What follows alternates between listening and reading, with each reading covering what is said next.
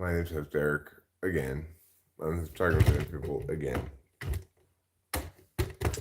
I restarted this stream because I started a different stream. Because in the last one, after 30 minutes of streaming, I have, according to the dashboard, the back end, the content tab, 0 views. So I get it. It's not the best time in the world to be streaming.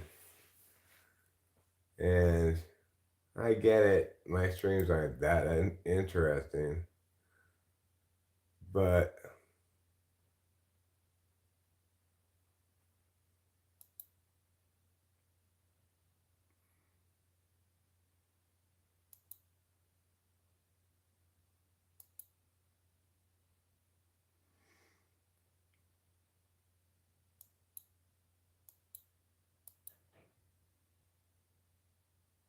so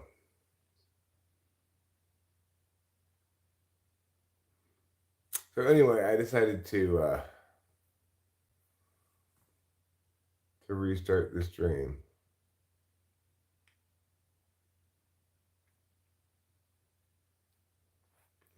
Comments.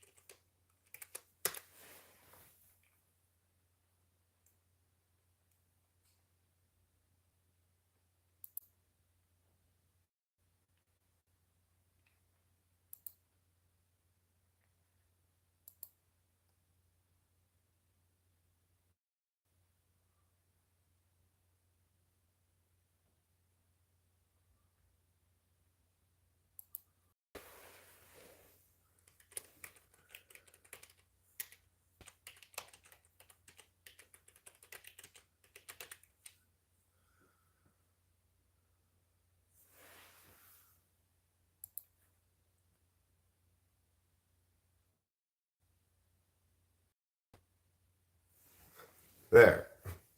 I finally figured out which lady it was and refunded her money. Sorry for the delay in this live stream here. That was a pain in the ass to try to deal with.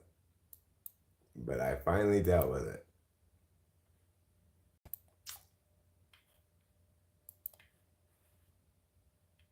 I blame PayPal. Oh, there's people here now. I was live streaming for like a half an hour before, but I think which is why I titled it "Is Something Wrong with Me?" Because I was live streaming for a full half hour and there was nobody here the whole time. Nobody came the whole time. But I think it's because the title of that stream was Kiss My Grits. I think that was just a little bit too racy for YouTube. So now I finally refunded the money of that lady, which I needed to do. I'm glad I did that. You were eating at a loud bagel store, huh? Well, you know, today, hopefully, is amphetamines day.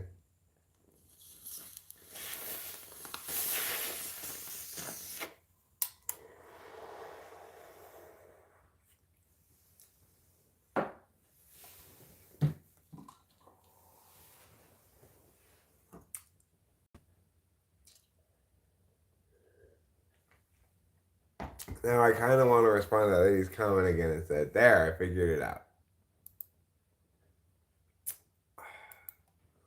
There, I refunded your money.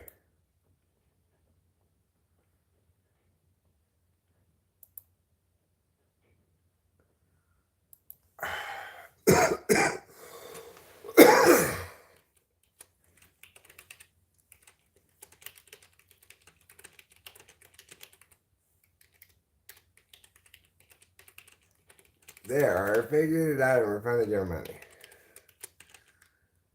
PayPal's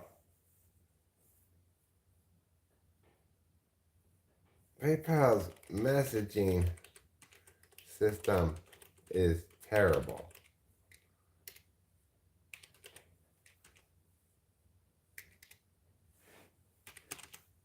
I'm very sorry and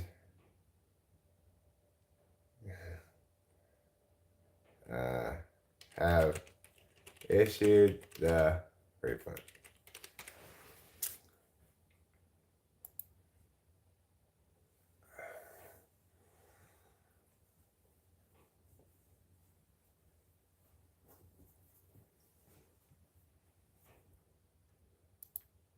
Okay.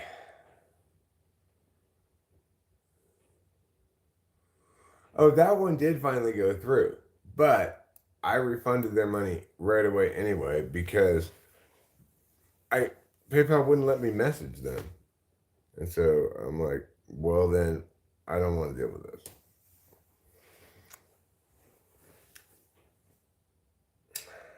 So, one good way to avoid work is to just refund people's money when they pay you.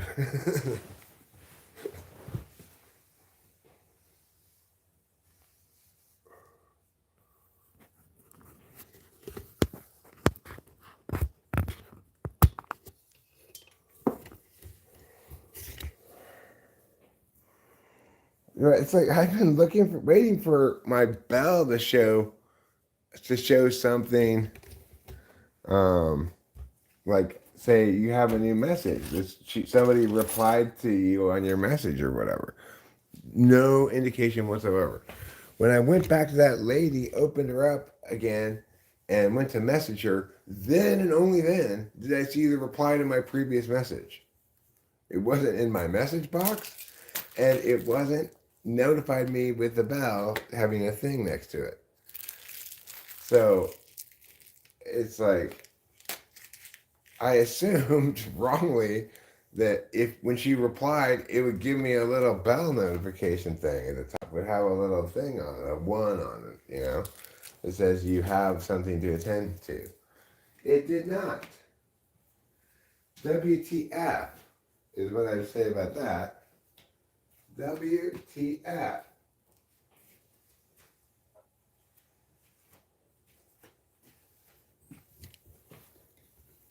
So that's why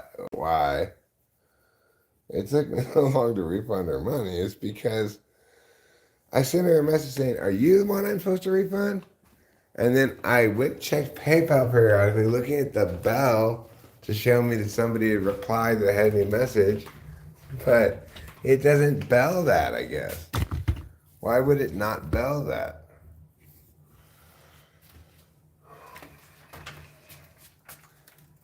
It also doesn't keep any of your messages to people in your message box. So I'm not sure why it even has a message box. What's that for? If not for messages.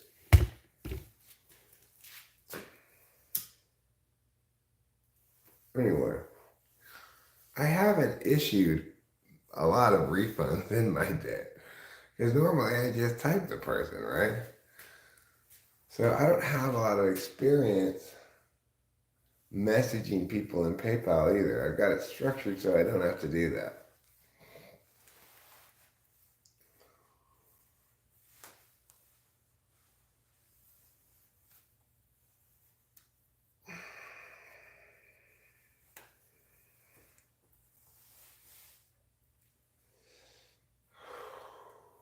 My hope is maybe she'll watch this stream and understand that yes, I was being very like lame and unprofessional and stuff, but PayPal is at least partially to blame for their horrible messaging system.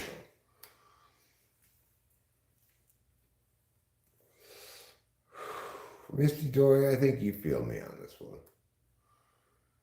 You get it. You know about PayPal and its horribleness.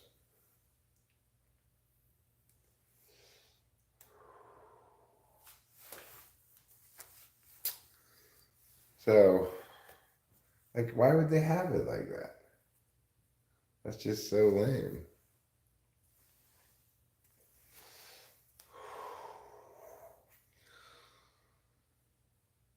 Fortunately, I don't get a lot of people booking sessions, so I don't have to worry about issuing too many refunds.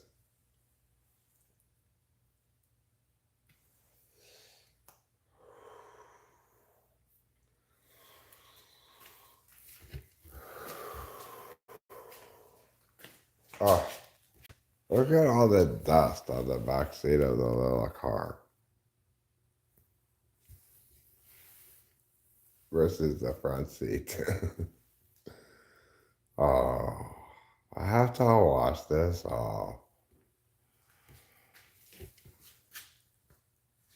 it's one of the many, many millions of myriad chores I have to do. How many chores do you have to do, Eric? 4 trillion chores. That's how many chores I have to do. 4 trillion. That's a lot of chores. It's a lot more chores than you're used to doing, I'll tell you that. I'm used to it. I do 4 trillion chores a day. That's how good I am about doing chores. Right now I'm going to do one. It's called cleaning the cat box. It's one of my less pleasant chores. What I do. At least it's not the most pleasant chores I do. Oh shit. Speaking of chores, I'm glad I'm up early. I actually have an important chore that I need to do. I need to take the trash cans out to the street. I need to get all the trash and put them in the trash cans too. In order to prepare for this chore, because this chore is going to involve a fair amount of outside time, I think I'm going to put on socks.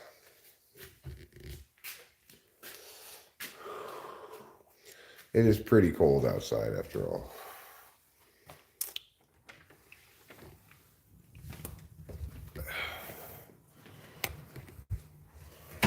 Okay, let's go into the bedroom and get some socks. I'm going to show you this whole process so that you can enjoy it too.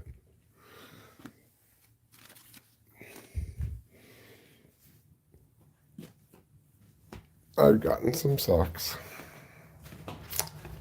Now, I'm also going to turn on some lights since I'm going to be doing shit outside.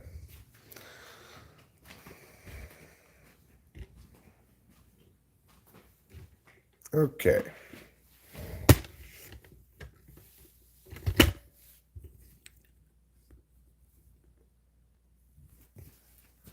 What does it look like when a man puts on socks?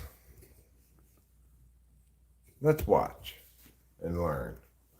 If you've never seen a man put on socks before, if you've perhaps never seen socks, never worn socks, never heard of socks, all those things are very possible.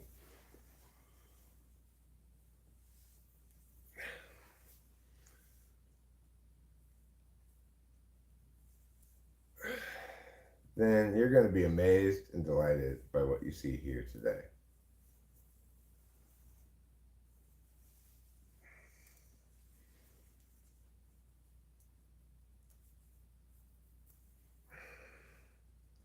Oh, socks, why do you have all these little stickers in you? Why? Because at some point I must have walked down the hill with these socks on, gotten all these little stickers on them. It kind of makes me want to just put these socks back in the laundry and get different socks. This is probably too much of a pain in the ass.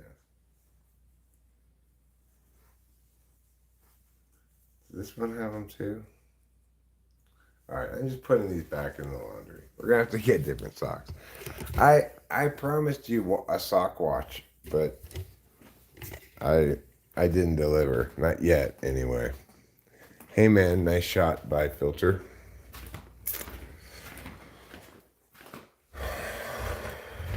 Alright. I promised to show you every bit of this show media. So, let's go ahead and turn the camera around.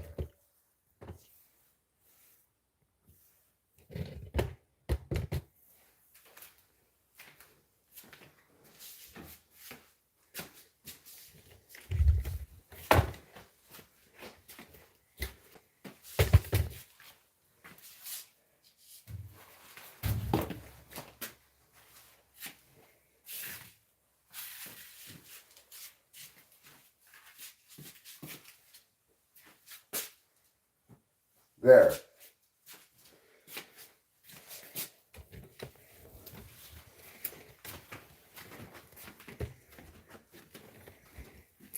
Now let's go back to step one.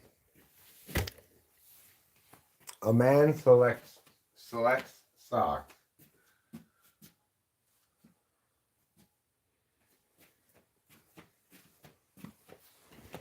Now let's go back to step two.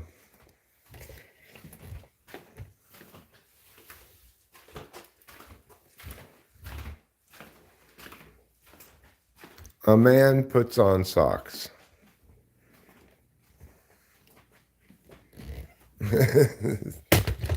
This sucks. Yeah, it kind of sucks. But, like this. That's how you put on a sock. Once I've taught you how to put on socks, I'm going to teach you how to take the trash out. And it's going to be possibly the highlight of your life. It might just be the highlight of your year, but it'll at least be that. Okay, so now I've shown you how to put on socks. Next, I'm going to show the world how to take out some trash.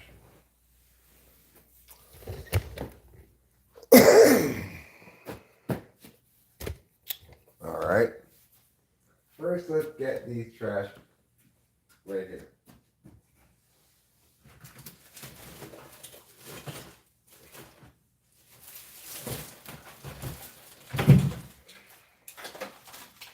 Trash number one.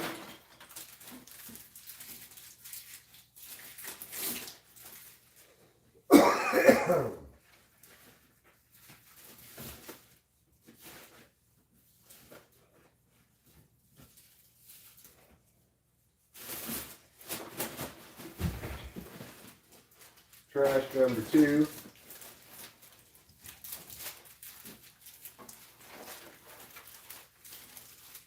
We're going to go ahead and give this a little tie.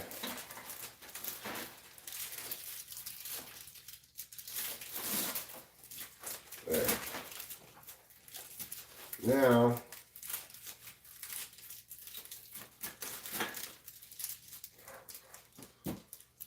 let's bring a flashlight.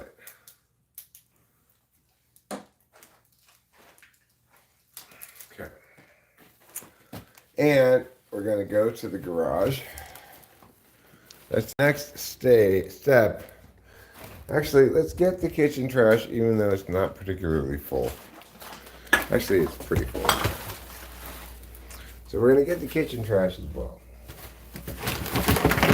I mean, it's not that full, but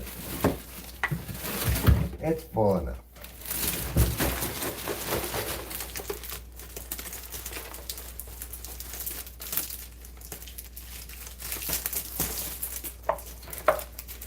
Alright, so now we've got 3 tied bags of trash, as you can see. But our adventure has just begun. It's just begun. We've got so much more ahead of us.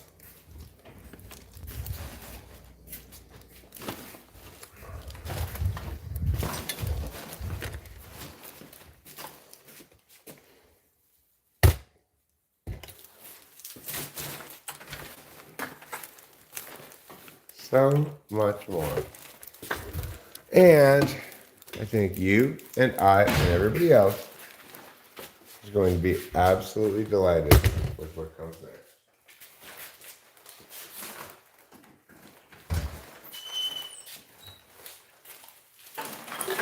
We're going to open up that door and we're going to bring a couple of trash cans in here. Why take the trash to the cans when you can bring the cans to the trash?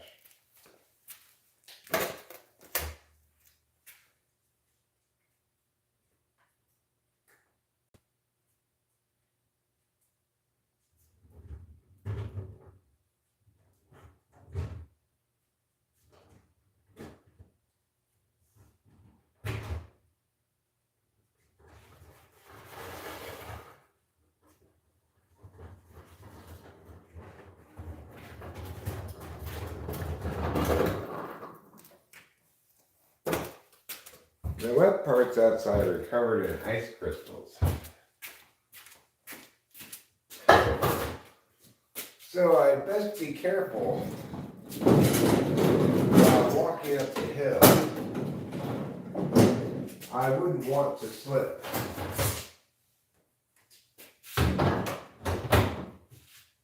Okay. That trash can I just brought in already had trash in it. So I'm not going to put these trash bags into that trash can, obviously.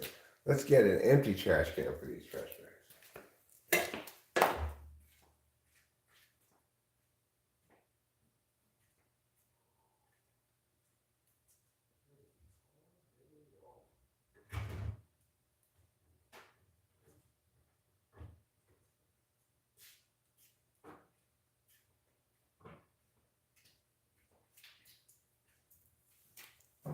All right.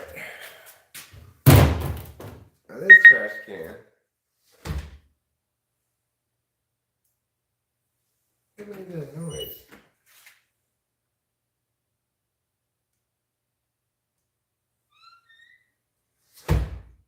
Huh. Did you hear that? Some sort of electronic noise? Like, doo-doo-doo. let's get the grossest trash there is. The kitty litter trash. Of all the trashes that exist, this is the grossest.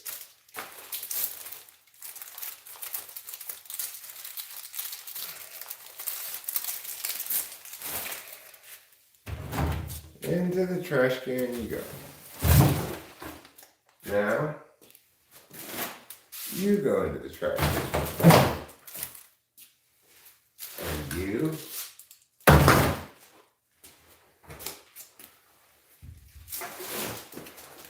And even you. All of you will go in this trash can. Now, we'll take this trash can over there and put it next to the other trash can.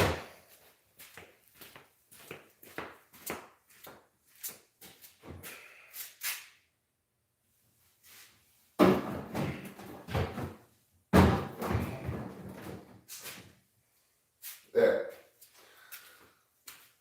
Now it's on the big pusher with the other trash can. These two trash cans can now be transported to the top of the hill where I must put the trash cans. Not by pulling the trash cans, but instead simply by pushing the big pusher.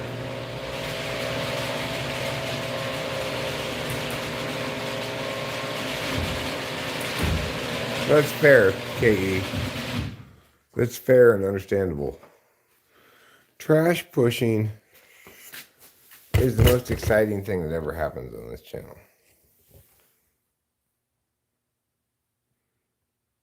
Okay, you ready to watch me push some trash?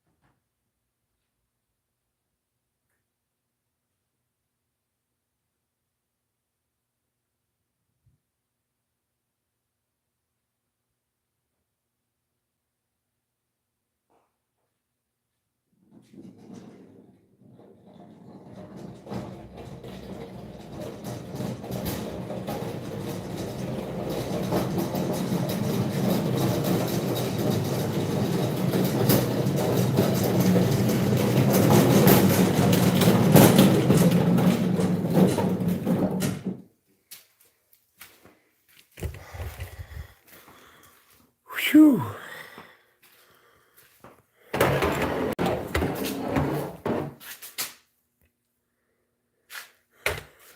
It is cold, deadly old out there.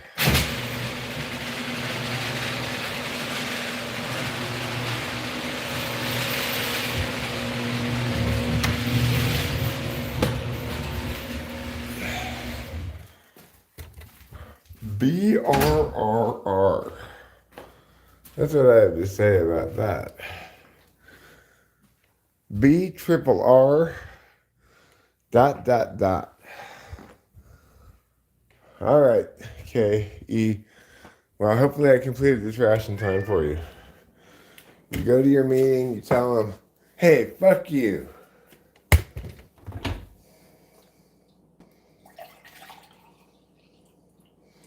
That's what people at meetings want to hear. I hear you meowing at me. God, this cat.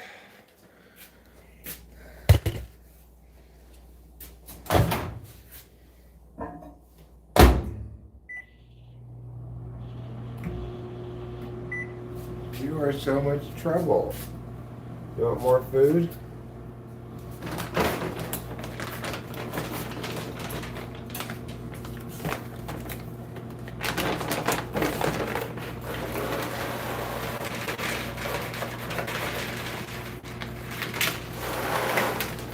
He doesn't like it when his plate gets too low. Then you're going to get some stern meow.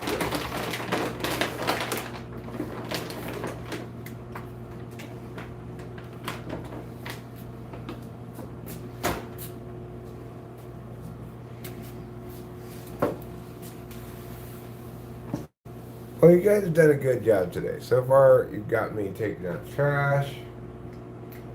I haven't pooped on stream yet, but I think it might be coming. We'll see how many other chores you guys can get me to accomplish. By myself, I can accomplish them. With observers, then I can sometimes do some things. I need observation. That's why I want all of you to build an observatory. An observatory capable of observing me at all times. I am most alive and real and human when I am being observed, ideally by an observatory.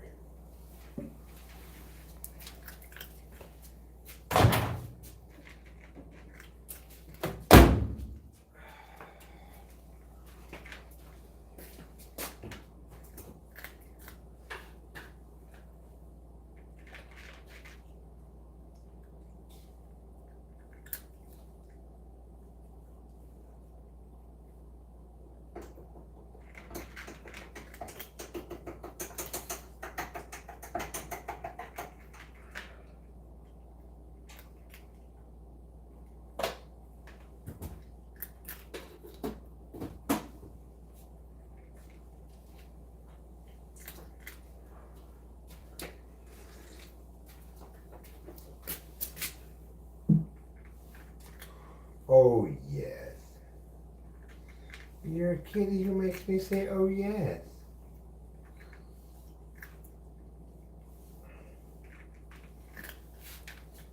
Oh, yes, and oh, yes, and oh, yes. This cat, it's like I watched him eat a full breakfast earlier. Sat here for quite some time and watched him. I watched him until he was done, so he was like, okay, I'm full. That was just like an hour ago, it seems like. How can you possibly eat this much food?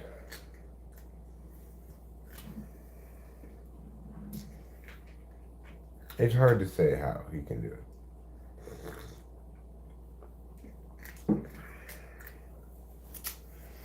But he manages. That's why we call him the manager. Oh my God, I've got so much stuff to do. Well, what can I say? I hope I feel like I will. I start doing shit right away. I'm feeling like, okay, I can put a handle on this. I'm feeling it. I'm more than fully rested. I'm bored of being sober. I'm ready to have some exciting amphetamines.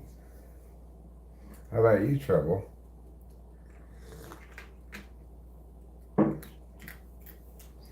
Trouble doesn't like it when I'm on Adderall because it disrupts my normal sleeping patterns, and he gets mad about that.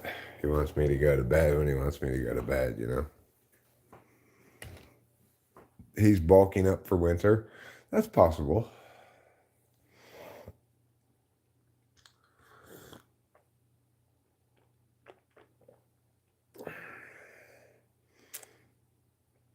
No, KE is not Aga, but there's apparently another female ENTP who goes by the name of KE.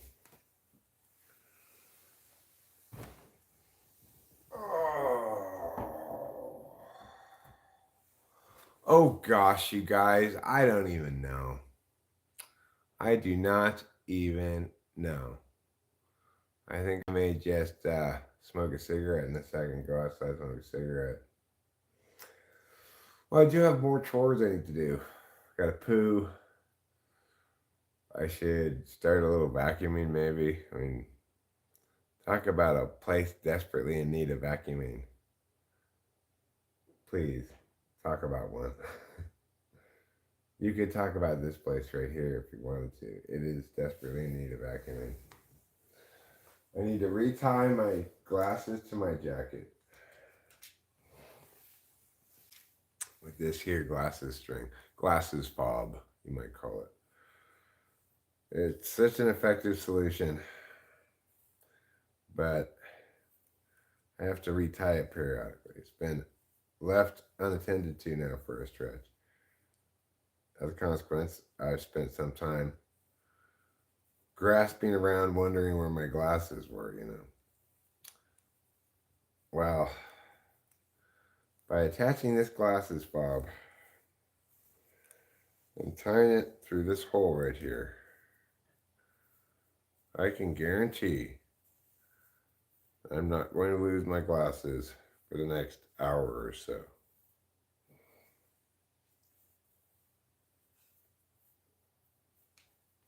There. Now I've got my glasses, but I made a mistake. And this is the sort of thing that can happen when you're doing complicated TE things like this. Can you guess what mistake I made? I'll tell you.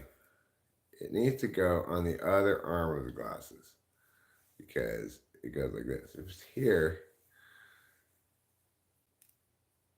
it doesn't work as well.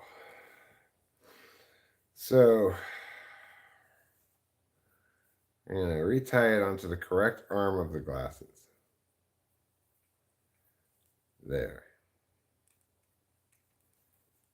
I'll just tie it one more time. This is Venetian blinds string,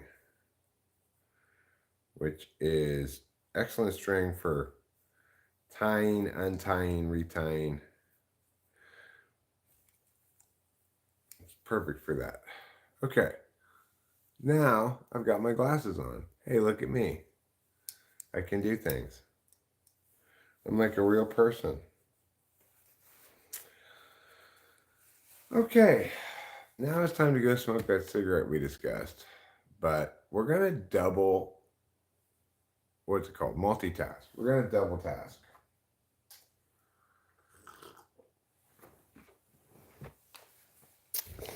I'm not just going to go in the garage and smoke a cigarette. I'm also on the way into the garage going to do something pretty special, pretty important, pretty amazing. I'm going to get from this closet right here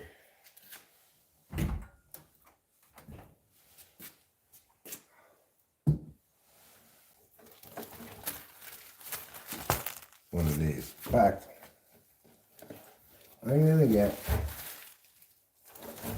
3 of them. Why? Actually, I'm going to get 4 of them. Why are you getting 4 transponders? Are you crazy? Have you lost your mind? No, I have not lost my mind.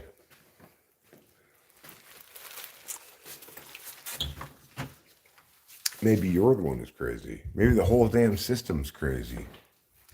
Thought about that?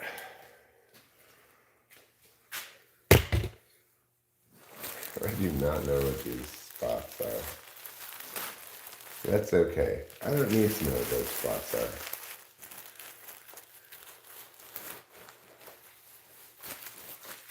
What I do know is I got an empty trash can right here that needs a bag.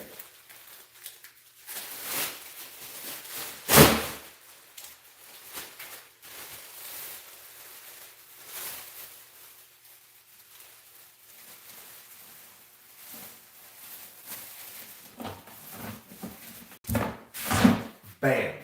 Just like that, that task is done. And I'm really on a morning roll. I'm getting things accomplished. I'm winning at the game of life. But I'm also winning at the game of sorry.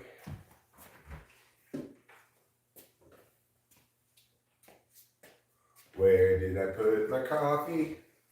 Did I not bring my coffee with me? Oh, I know where I put it. I put it in a very sneaky spot. Let's go reacquire it. I put it in a terrible spot.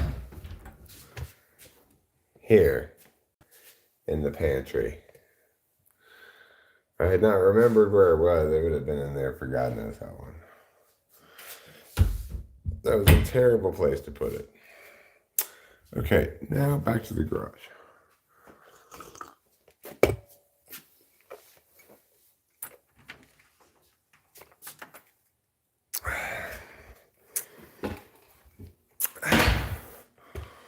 One of the nice things about doing chores while streaming is that it requires no audience participation, really. I may not be getting anybody chatting or whatever, but I'm still getting some things accomplished.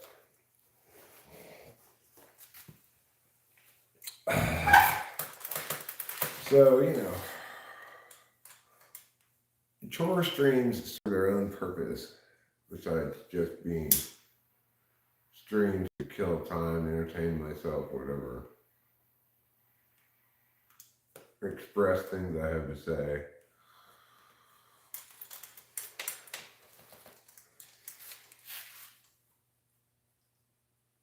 So, I'm glad I refunded that one at Lady's Money. That's a load off my mind.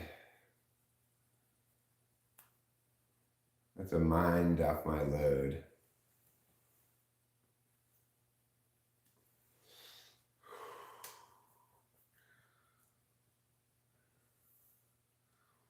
But there are lots and lots and lots and lots and lots and lots and lots and lots and lots and lots and lots of other things I gotta do. Yeah, there are lots and lots and lots and lots and lots and lots and lots and lots and lots and lots and lots and lots of things I gotta do.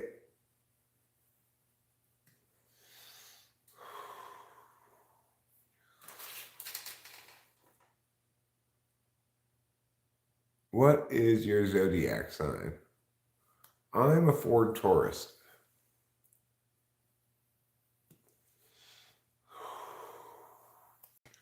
April 27, 1971.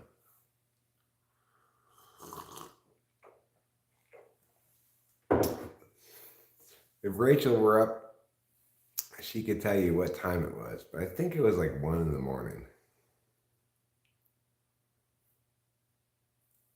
And where I was born in Panorama City, California.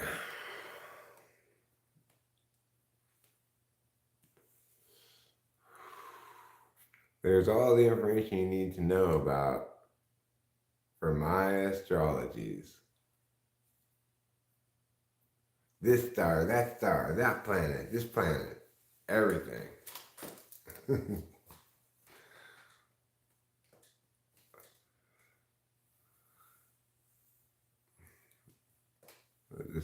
Bobby's son says, "Hey, host Eric, I just dropped in to say, there's nothing wrong with you. Thank you. That's what you have helped me and so many of us here to believe. Thank you for being brilliant." What a wonderfully nice thing to say. Thank you, Bobby's son. I had forgotten about the title. I just thought, I tried to think of kind of provocative titles. But it was specifically about how my last stream, titled Kiss My Grits, had 0 people. So I was wondering, is there something wrong with my title, my YouTube channel?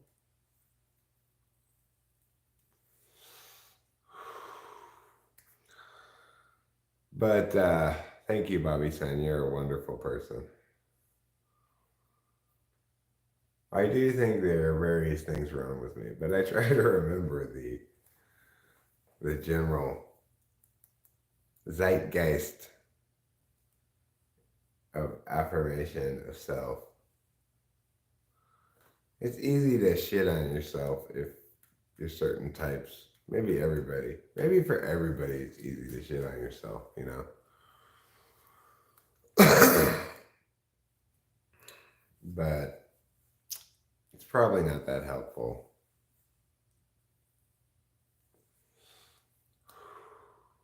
About a lot of people, you'd say they're their own worst critic, but not about everybody. Some people seem to be under prone to um,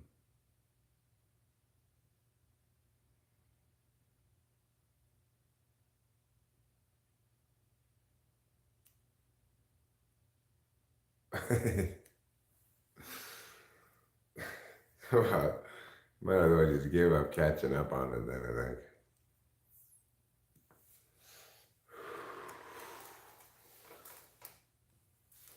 So, you know, things that are wrong with me.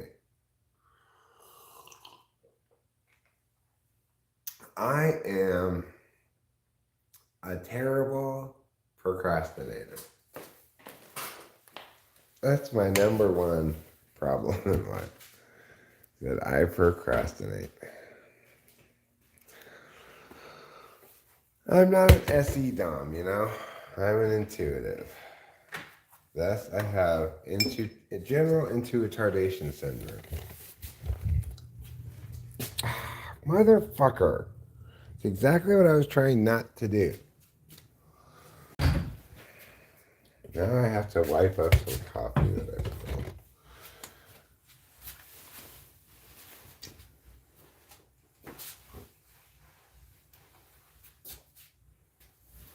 There.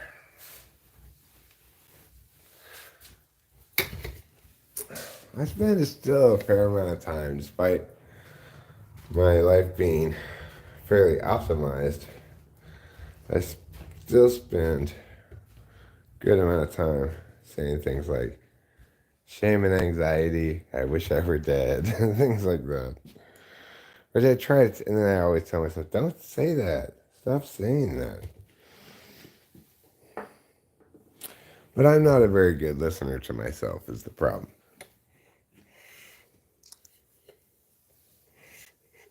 Oh yeah, the Christmas songs will be coming soon. Keep in mind human nature. Okay, I will. Which part of it should I keep in mind? Any particular part? Our propensity for brooding unnecessarily. Oh, look, here we go. It's chore time. We're going to get another chore done. It's going to be exciting for all of you. Let's do it.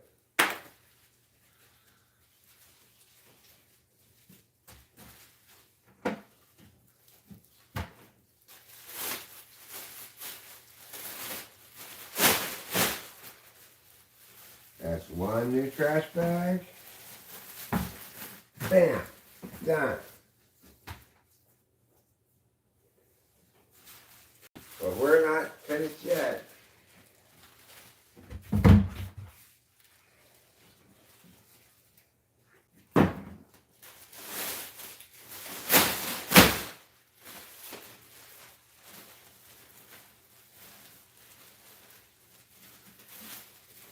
There.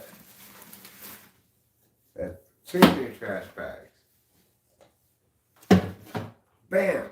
Done.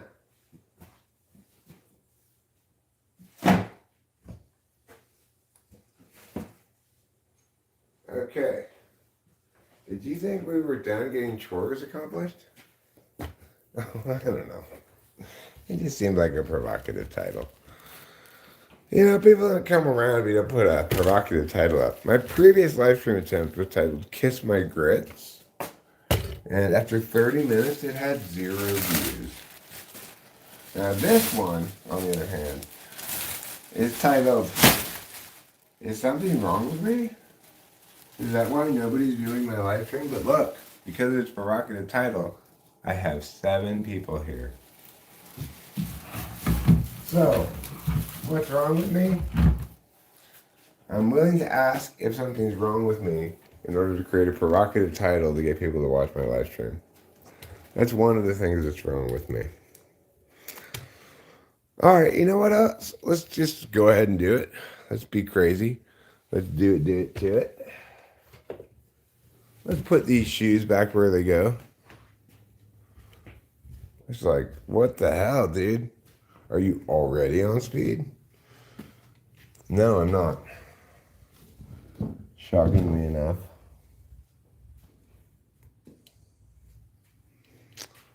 Let's put this shoe back too. But I'm anticipating getting some today, so I like the idea of getting ahead of the game, you know?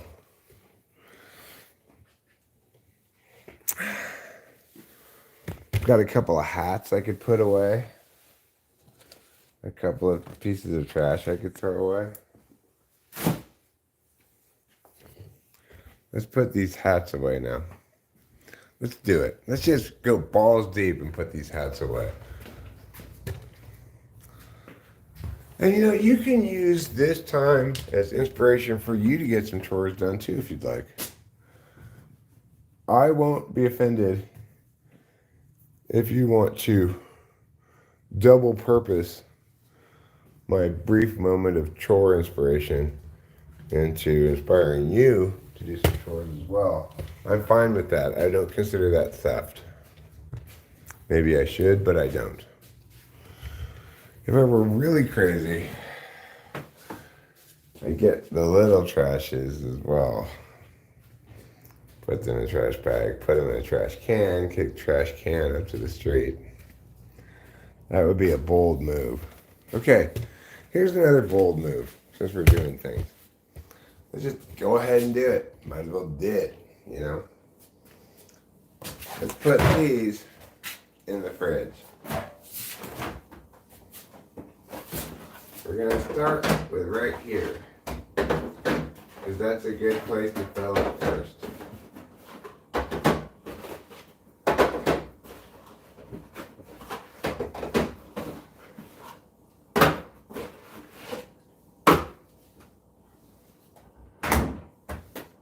Bam, done. What about this box? This box is a problem. Too big to fit in the trash can.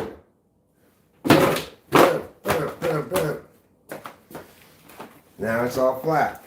Let's make it smaller too.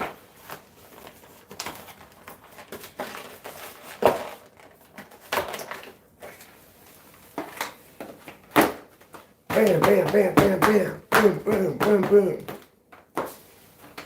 Now it fits in the trash much better. Won't take up a whole bunch of unnecessary room. Whew. Wow, Eric, wow. You deserve some kind of medal or prize for being awesome. I was letting Capia sleep with my socks. She likes to smell my smell, you know.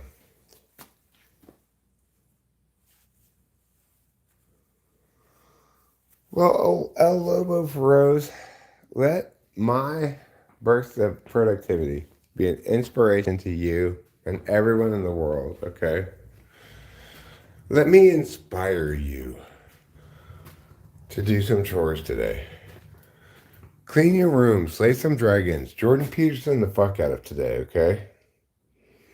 It's what he wants, and just for today, it's what I want.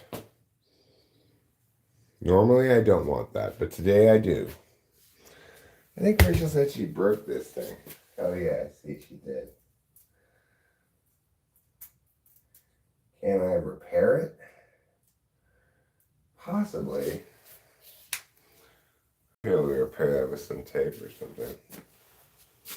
Hey, my coffee. I remember you. I left it right there. It was right here. So, anyway, I'm glad I recovered that. That's good news. Now, I believe we were on our way to reward ourselves for all this productivity with a couple of refreshing bong rips.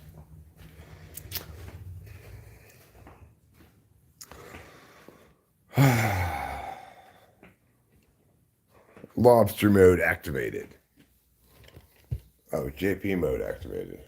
I think JP mode and lobster mode is the same thing. Let's all kick into lobster mode. Let's crank up that.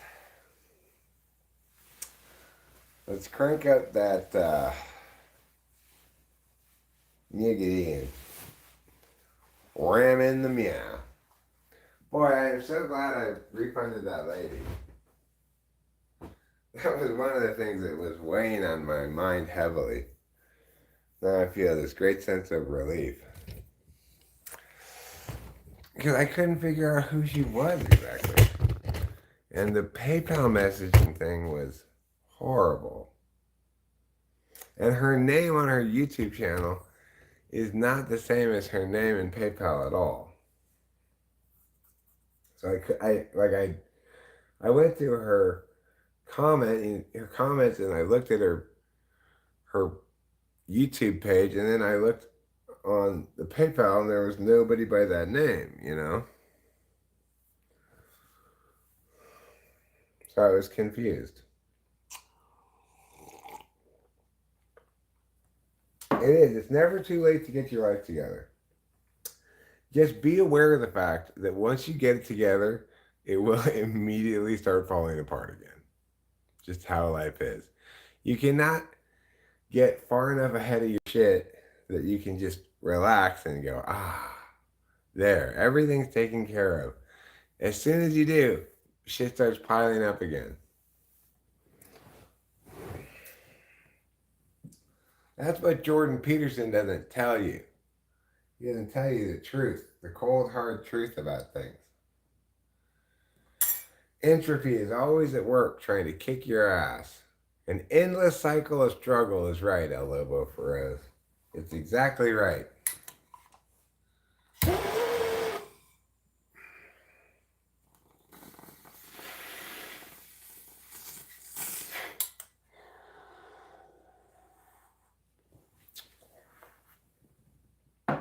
And really, there's only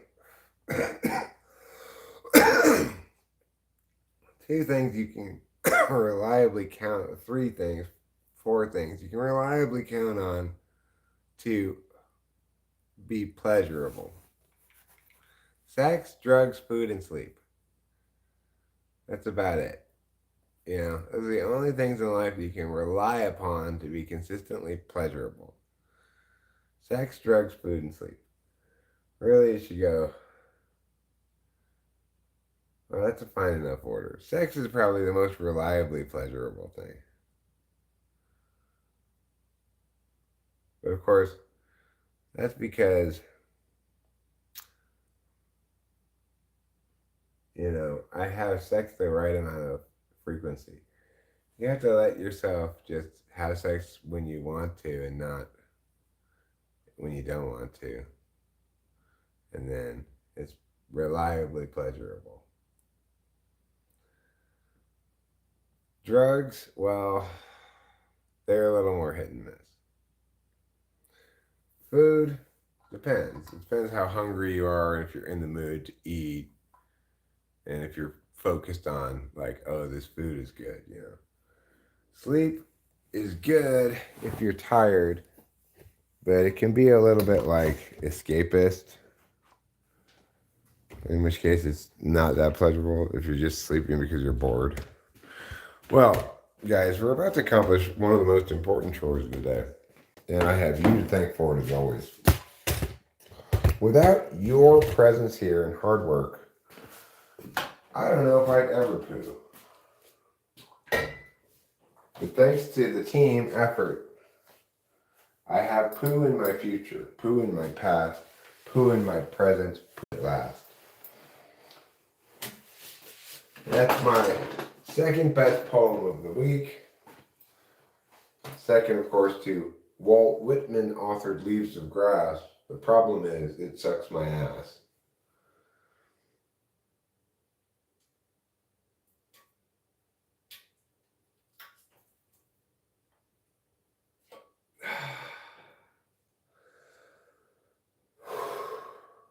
Good job, team. Good job. Teamwork makes the dream work. And together, we have made Eric's butt go poo. And I'm proud of you. I admire you. Even more than being proud, I admire you and everything you do all of the time.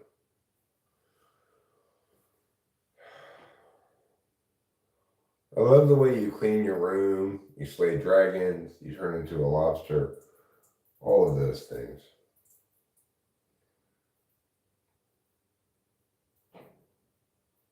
Well, I'm feeling an overwhelming sense of regret right now.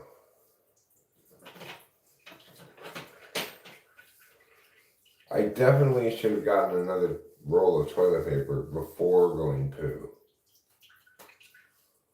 But, you know, I've got maybe 1, 2, 3, 4, 5, I don't know. I've got 20 squares, but you know, you need at least 3 squares for one wipe. This isn't 2 square toilet paper. Fortunately, it's a pretty clean poop. Looks like I may have escaped this one with my butthole intact. But I should get more toilet paper for this bathroom right now before I forget about it. I've been meaning to do this for like a couple of days. And noticing, this toilet paper is getting low. I should get some more toilet papers from in here. Well, guys, it looks like I made it. I made it successfully. I made it to a poop-free wipe with just that amount of toilet paper. Mostly I have only one thing to thank there, and that's the cleanness of that poop. It had been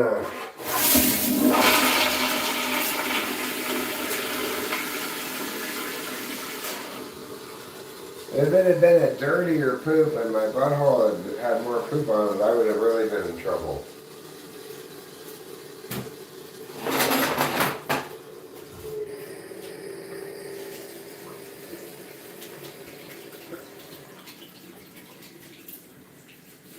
Alright, so let's go do it. Let's go get more toilet paper right now before we forget.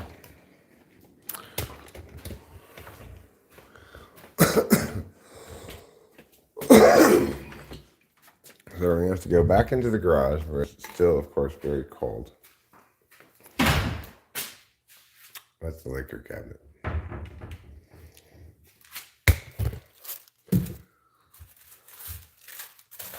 Because I'm coming up on 10 years sober without drinking any alcohol, of course I have a fantastic liquor cabinet.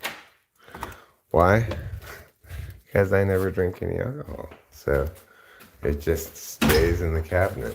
I do use it sometimes. I use it to cook. Every time I cook something like pot roast or whatever, I go in there and grab some alcohol to put in it.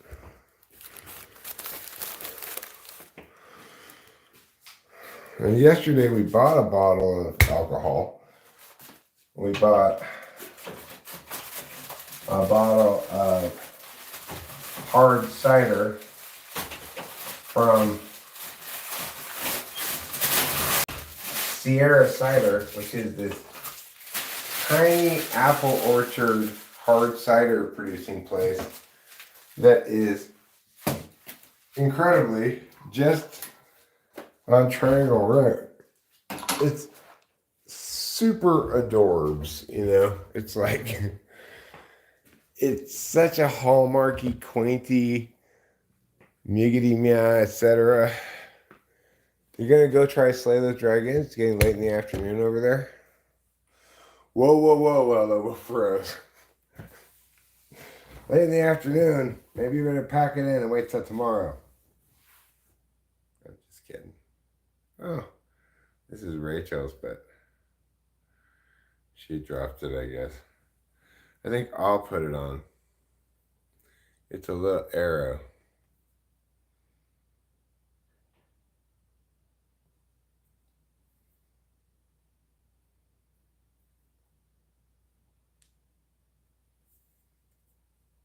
There. What do you think? Do you like it? Does it make me look better or worse?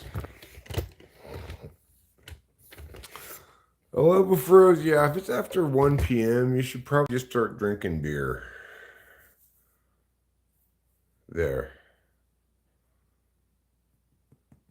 Oh, thank you, the man with the great machete.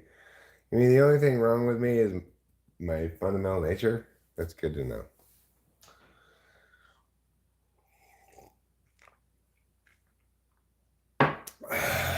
So, yeah, entropy is the dragon we all must slay. Yes, it is. And to some extent, FI Polar is the superpower that I use to slay dragons.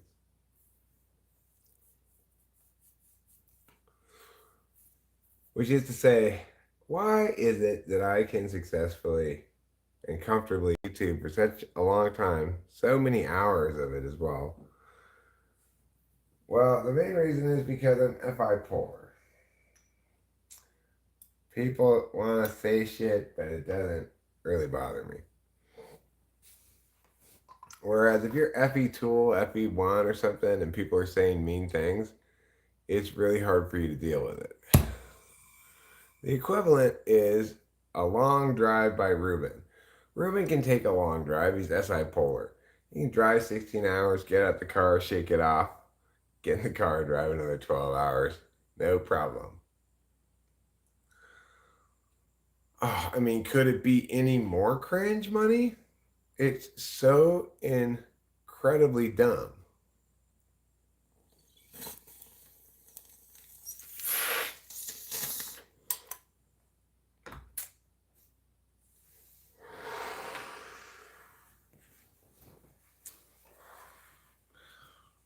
I mean, where do you even begin?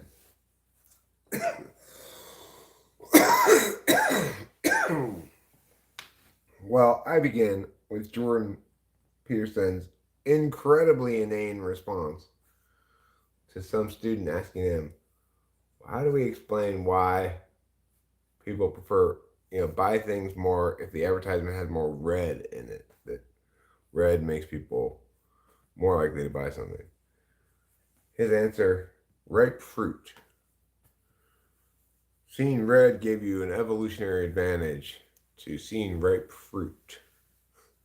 Hence, that's why people like red more and buy things more in advertisements that have red. This, of course, makes zero sense because, number one, almost no ripe fruit is red. you know, strawberries, tomatoes, what, cherries? What else is red when it's ripe fruit?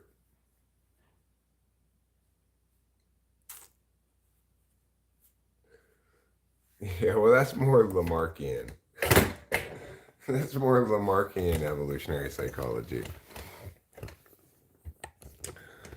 But if Jordan Peterson actually gave that answer, ripe fruit, huh? But first of all, it's like, how is it that, like, Joe and Bob were there, and Joe's like, I don't love red things that much, and or don't see them quite as well as you. And that's why you keep getting laid, because you always bring home the biggest basket of ripe strawberries.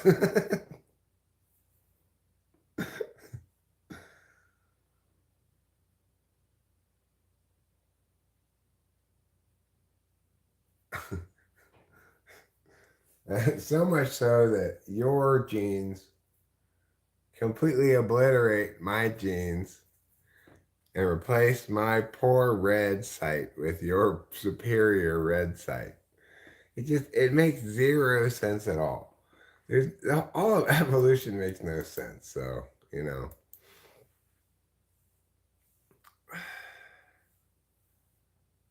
because red is efficient in terms of its ability to travel to the eye. Well, I mean, blaring air horns are efficient in their ability to travel to your ear. That doesn't make them more likely to make you buy something,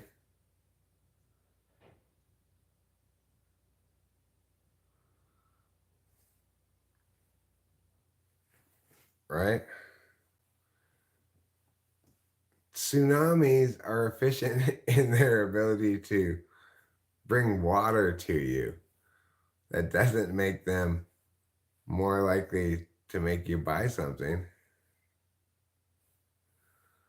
Well, people don't like the fact that we don't have any good answers as to why.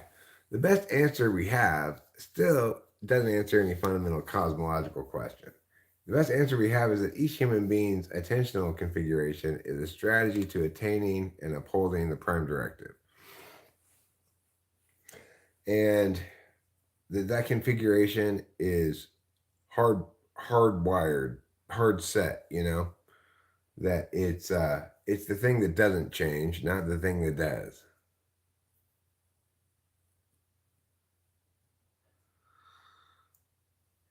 Well, that boy Klaus, if you listen to David Berlinski, he complains about that a lot. He says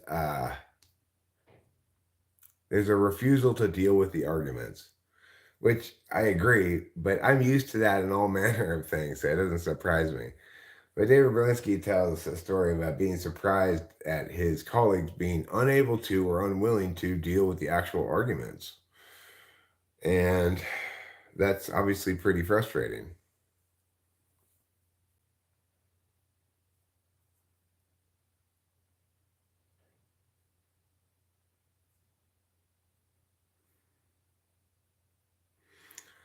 Okay, well, but here's the problem with this question, right?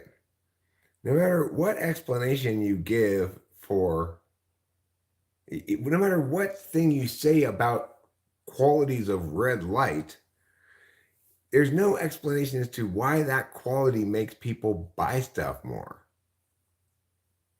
right? That's the the fact that you can state this thing about red light, unless you can show that that thing is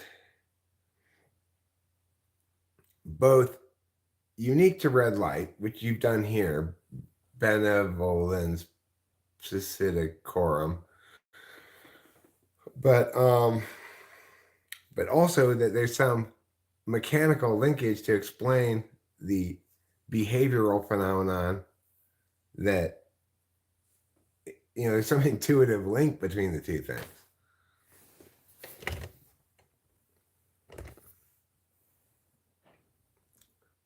I mean, I think probably the best explanation I can come up with would be people have associated red with urgency over the years because it's used to tell people stop, danger, and urgency results in an increased likelihood to action implicitly, and buying is an action. And so, I mean, like, that's an explanation that at least has some intuitive, like, handholds to it, right? It makes sense. There's, it's not completely out of left field. Is it correct? I don't know. I don't fucking know why people buy things more if there's red in advertisements. I'm not. I don't even trust that claim that was made based on some study of that showed certain empirics or whatever. I don't even buy it.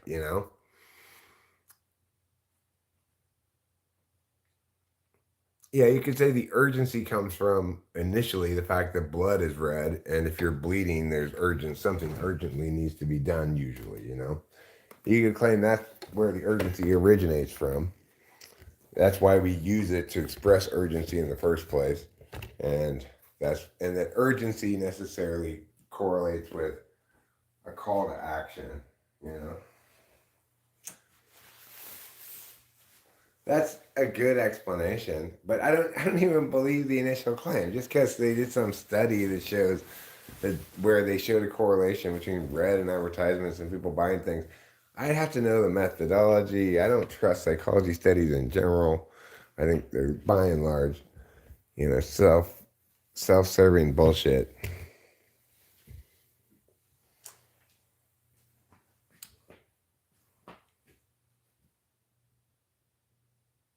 Right. It took you 5 seconds to make shit up. Right? And are made up in 5 seconds. Just like it took me 5 seconds to make up that shit too, right? Our made up shit is better than what psychology is currently saying about the subject. What does that tell you about the state of psychology?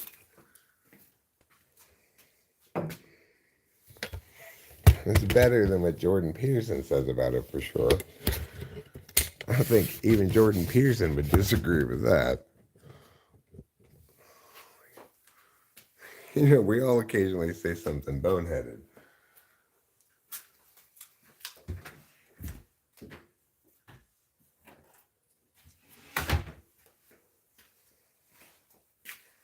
Hey, look what I have thanks to my glasses fob. That's right, I have my glasses.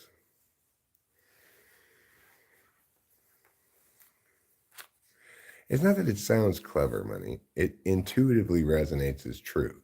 It might be true, but lots of things that intuitively resonate as true are not true.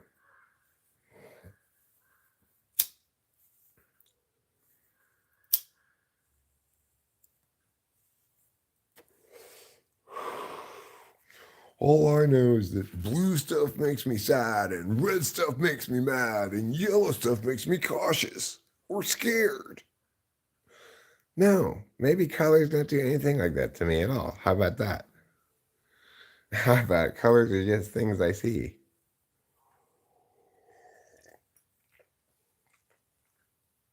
I think it would be PS, Ruben.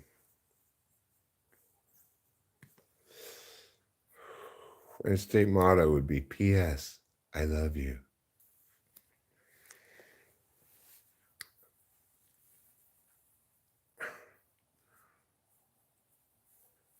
I mean, the point is, none of us are slaves to colors, Not a single one of us is a slave to color. Like, look, let's do a little psychology experiment right now.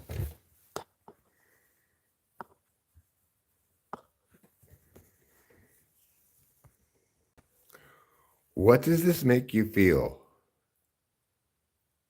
It makes me feel like I'm looking at a pumpkin. Right? So we were looking at orange for a while. Did that make us slaves to the color orange?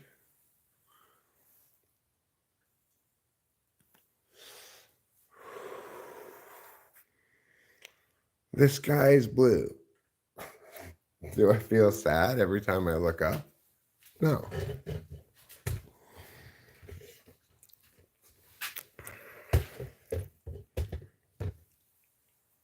Hungry.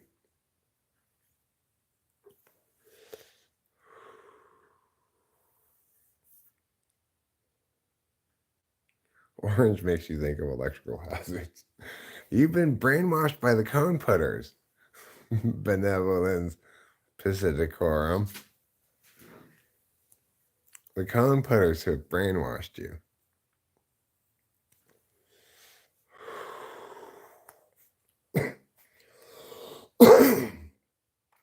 Sign holder, be safe and wear your hard hat. Bright green safety vest and modesty pants.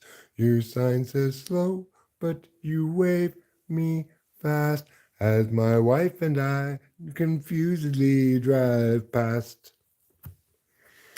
It's my song for the sign holders. Well, psychology did determine that sign holders, for some reason, wear hard hats. I think it's because back when we were hunter-gatherers, sign holders kept getting hit on the head by falling coconuts.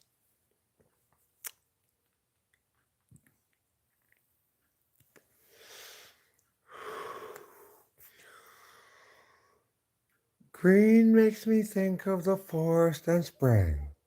Green is the color of grass and leaves. Green is the color of Mother Earth. Green.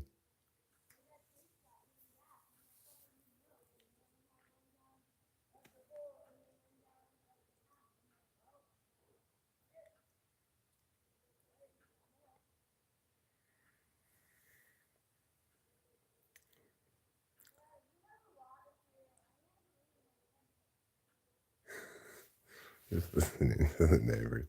I just got this wonderful quote. You've had a lot of cereal, and we need to leave in like 10 minutes. How does that make you feel?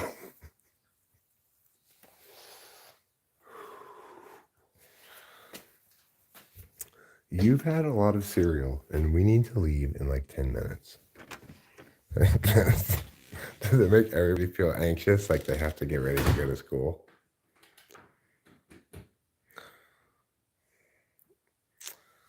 Yes, Acacia, I believe we've established already that Walt Whitman sucks my ass. Okay, there's nothing more to say about him. Besides the fact that he sucks my ass.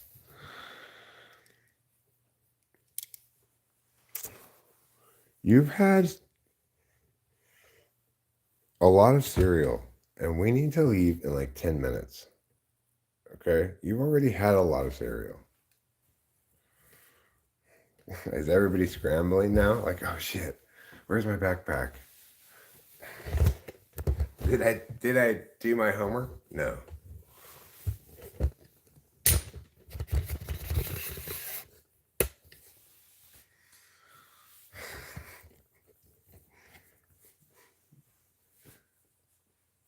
You've already had a lot of cereal, and we need to leave in like 10 minutes. What a great sentence. Can I have more cereal? You know that question preceded that statement. It had to. Can I have more cereal? Must have been the statement that came right before that sentence. I wonder what kind of cereal they're eating. I hope it's grape nuts. You can't eat cereal in the womb, Ruben. Just get over it. No matter how hard your mom tried, she could not push the bowl of cereal up her puss. I haven't eaten cereal in years, though. I buy unsweetened varieties for my birds occasionally. I ate bean stew with cornmeal, flour, and potatoes seasoned with curry and sage. Oh my gosh, that sounds so vegan. Well, you know what I give the birds, benevolence piscicorum, is I give them sunflower seeds. That's what they like the most. Of all things in the world, birds like sunflower seeds the most. Squirrels like them. Everything likes them. But if you're feeding peacocks, then I recommend cat food. Peacocks love cat food. Raccoons love cat food. Possums love cat food. If you want to feed those kind of creatures, I recommend cat food.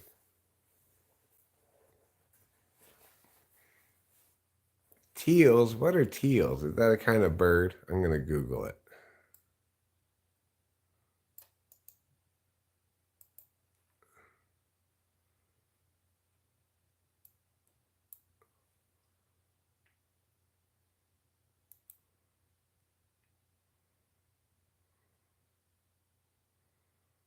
No tiles. Teal. Oh, I see them. Are they like oh, they're cockatiels. You left the caca off of it. What you've done is you've margarined your cockatiels. Margarine, its full name is oleomargarine. But you mean you have actual birds as pets? You don't just have wilderness friends like me. I don't have any birds as pets. I just have birds that come around to get sunflower seeds. They want to eat them.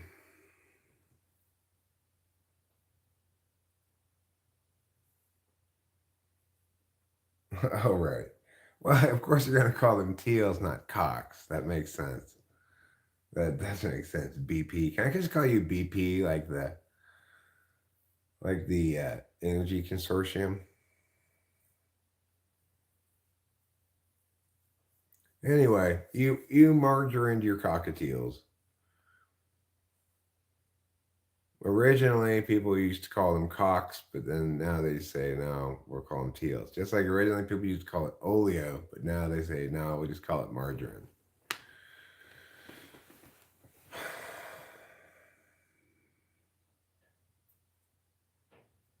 Shredded womb. That's called afterbirth, Acacia. It's not good to make cereal out of.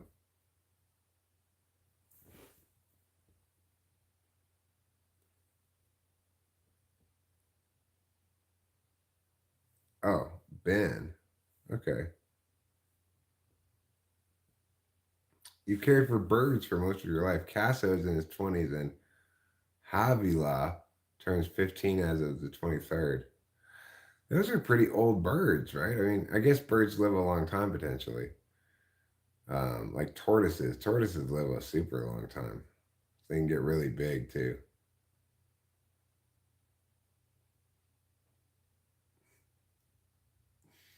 No, Ruben, you can't stuff oleo. You have to stuff something else with oleo.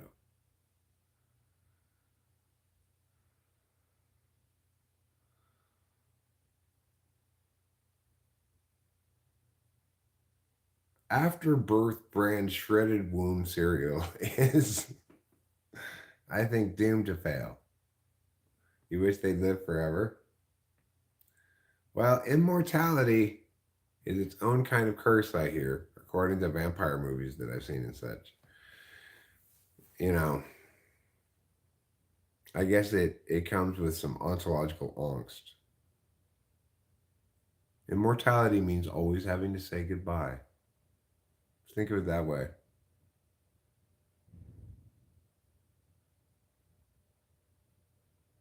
That's assuming you're the only immortal one, of course. If everyone and everything is immortal, then immortality means never having to say goodbye. And that's one to grow on.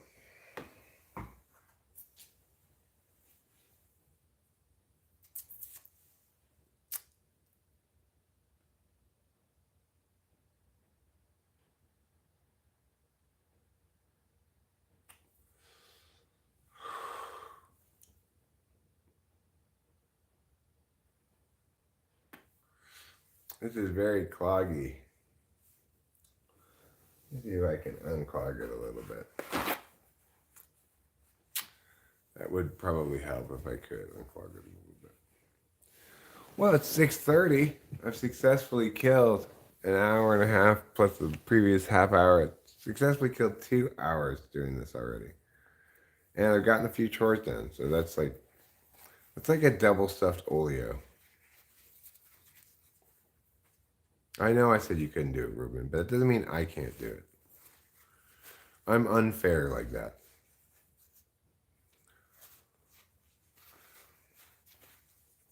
How's my Monday going? It's going fine. I'm sorry to hear that, Ben. Well, I want you to know you're just fine in our eyes. I can vouch for the fact that nobody here wants to punch you in the face.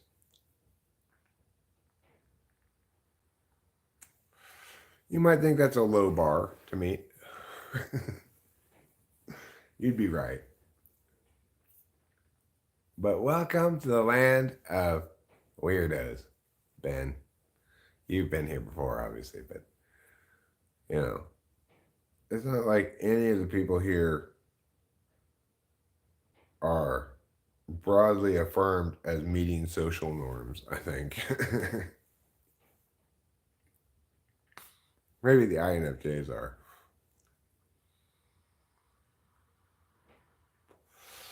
Finally cleared it out. It was very clogged, but I finally got it.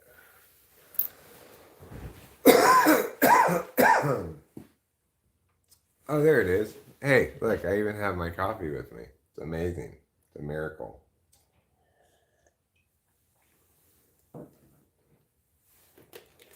Who said miracles never happen on a Monday? They were wrong.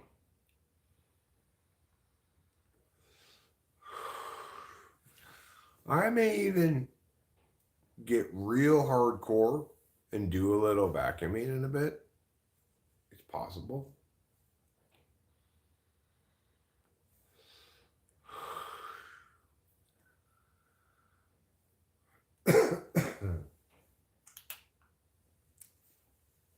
But obviously, this morning is a time of waiting, a time of stillness, a time of hermitage, a time of anticipation, a time of pre-chores. Because later is what?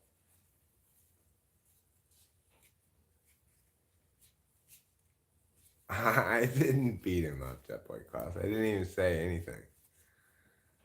He wasn't Italian. That guy was not Italian. He was just a regular Mariposite.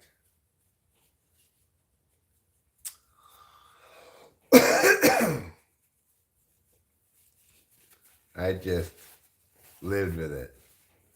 All right, this guy just called my wife sweetheart.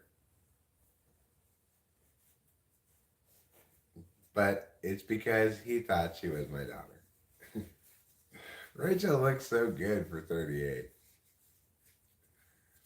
You know? And when my beard's long like this, I look older even than normal. So people just assume that she's my daughter. Even though we're obviously not related. If you look at us, we don't look very similar at all.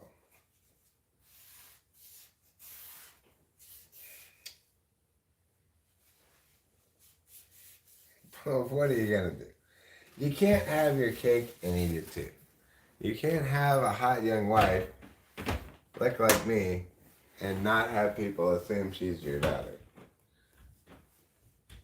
So you just have to live with that. The downside, people assume she's your daughter. The upside, you get to fuck her.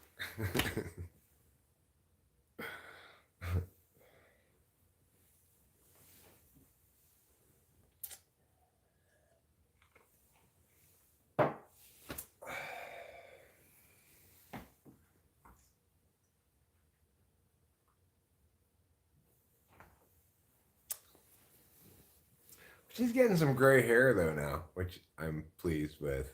I'm pleased to see. I'll be happy when she grays up even more. Then that'll happen less often, I think. People who see us together on multiple occasions, they probably get the fact that we're married. At some point, they probably figure it out.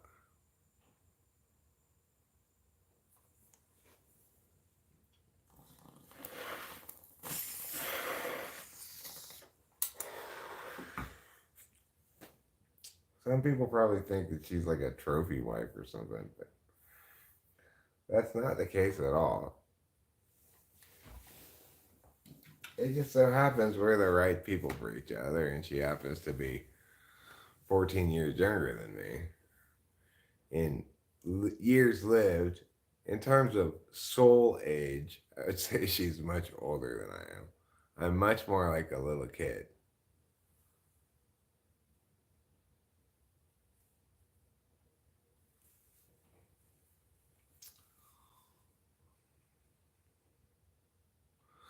Well, remember, you don't actually have anything wrong with you called Asperger's or autism or anything. That's just idiots pathologizing your either FE polar or FE fourth. So don't let them fool you, then. Don't let them fool you with their lies. They're just pathologizing your nature for no good reason. And that's another one to grow on, Winston's mom. We can all grow on it concurrently, though, so we'll maintain the same height differential. Like, if we keep having ones to grow on, pretty soon we'll all be like 12 feet tall. Speaking of which, at some point this morning, I really need to upload some shorts because they, at the poop factory, at the poop gathering festival, at the Apple place, I mean. What was I saying?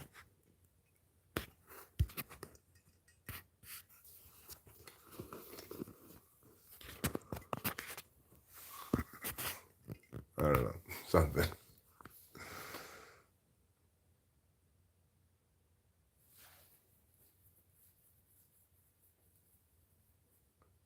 Well, money, I'd call your theory more of a hypothesis, really. But I like it anyway, you know. I don't think it's wrong. True money. True dat. True dat.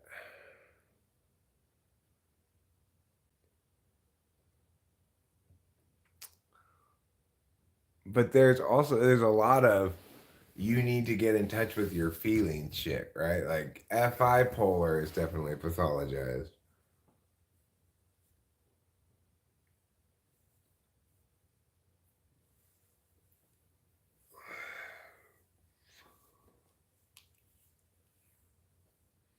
Well, bad TE or bad TI can be pathologized in childhood as like slow learner. That happens to INFJs and ISFJs sometimes, not just uh, ESFPs.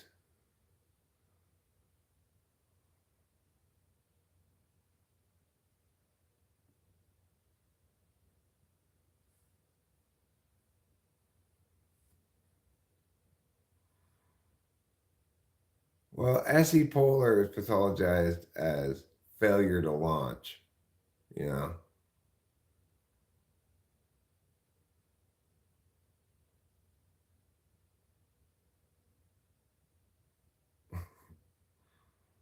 Experiments are designed where rats are given stimuli and their brain activity is measured, etc. If I were a rat and knew I was trapped and my fate was obvious, no amount of cocaine would make me happy. But also, there'd be no reason not to do as much of it as you could.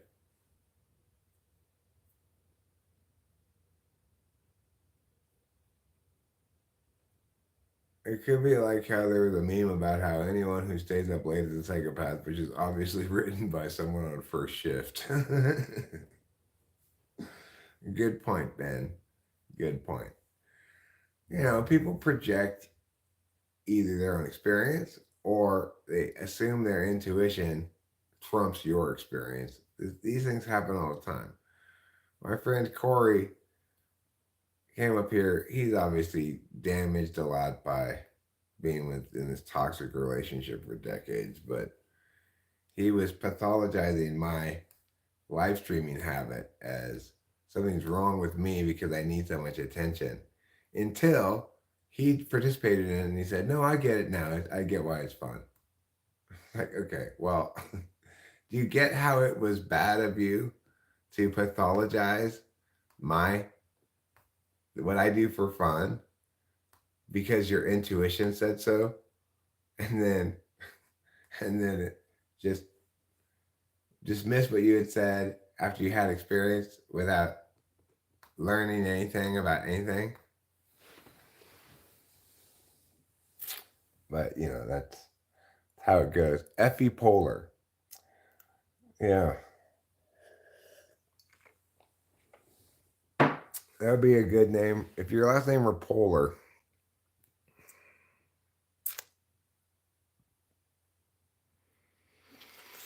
that'd be a good first name. You know.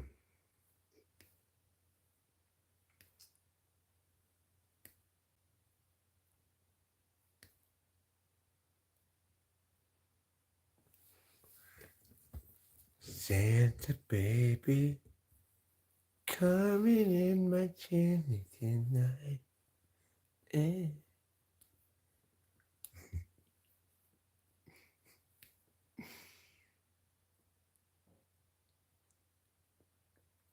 Oh, Santa, you're so you're such a horn dog.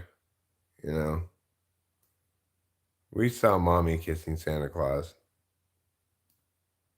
Uh, then we saw him pounding that shit, just like.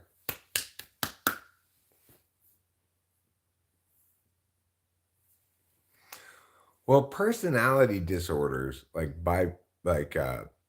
borderline personality disorder, antisocial personality disorder, narcissistic personality disorder, all those dark triad things, those are, I think, those comprise an actual personality disorder. It can broadly be called accountability avoidance disorder or broken trust disorder. They were abused as children. They had foundationally imprinted on them a map where they cannot trust people, and they continue to uphold the prime directive and make reality conform to that map.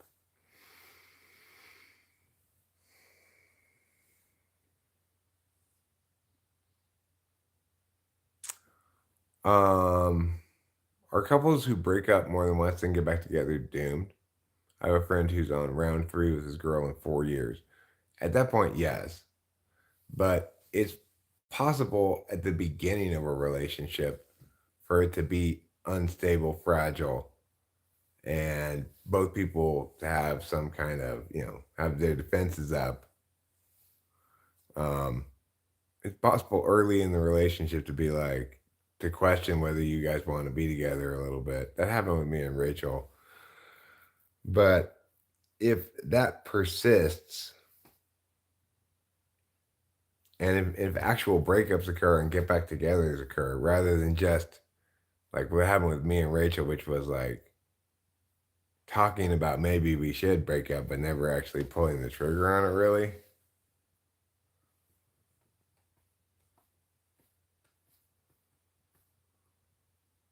Good people can do bad things and bad people can do good things. We punish the action. We do not need to assign character labels. Unfortunately, money, that's not true.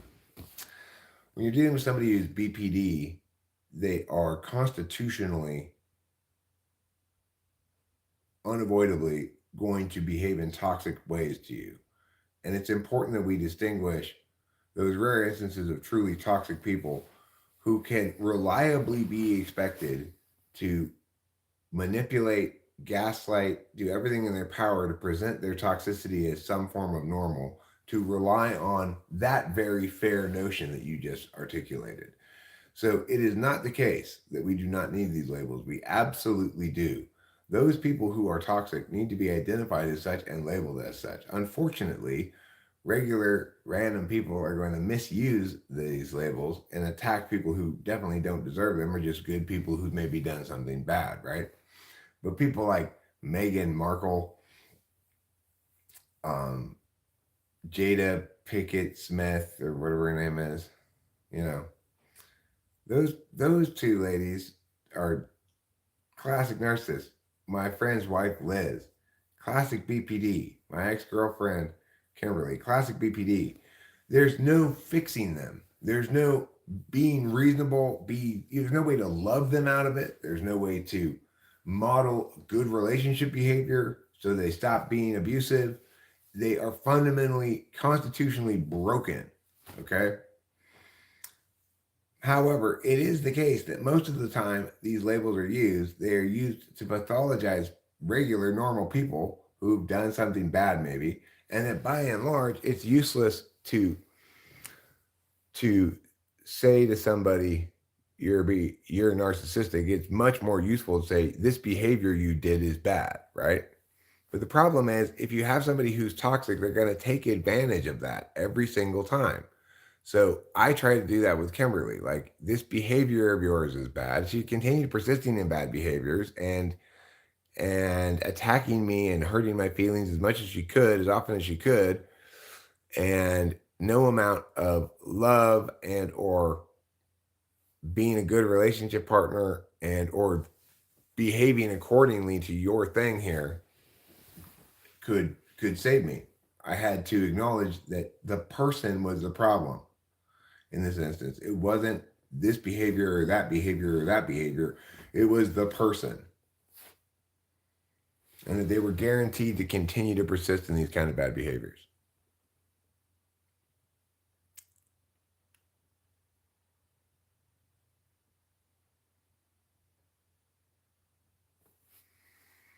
Was the breakup because you didn't like each other or because you didn't see how it should work? I broke up with Kimberly because I realized at a certain point that if I didn't break up with her, I was going to do something stupid, like slash her tires or something. She made me so angry at that point. Because as always, she refused to listen to me and continually worked against me in all manner of things. It eventually made me so angry that I was going to do something stupid. And so at that point, I realized I had to break up with her.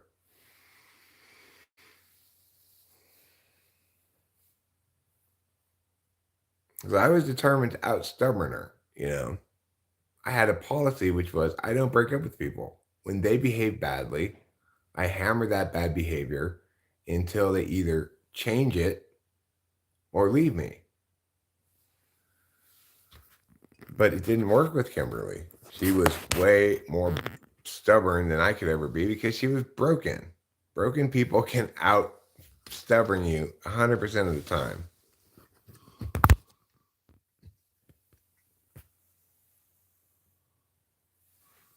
And the reason is pretty straightforward.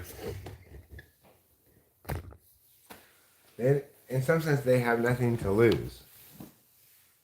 Being broken has made sure that they have nothing to lose.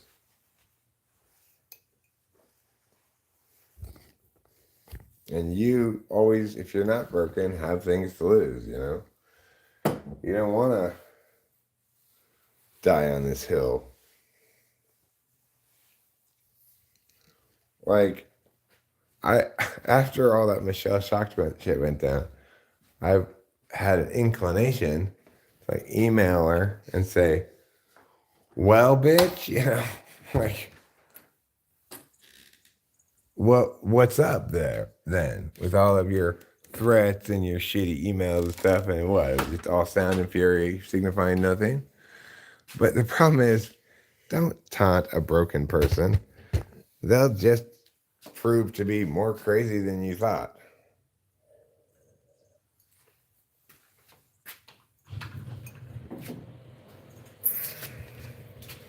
Just leave it be, you know.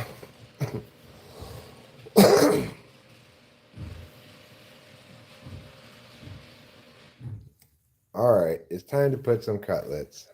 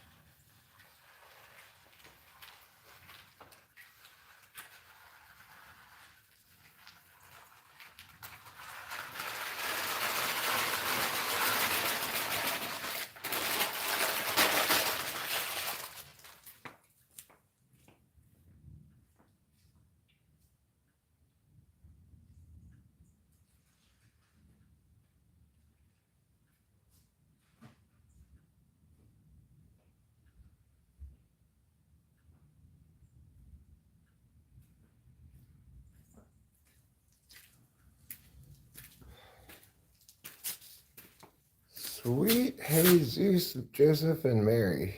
It is cold. It is Goldilocks and the three birds.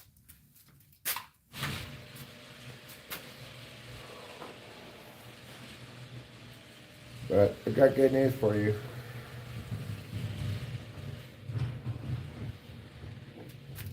I'm going back inside where it's warmer.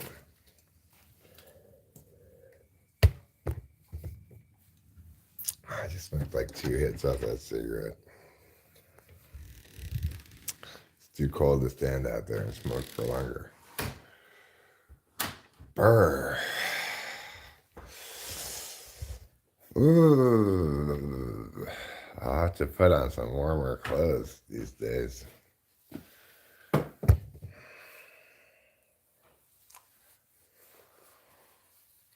What if Bigfoot...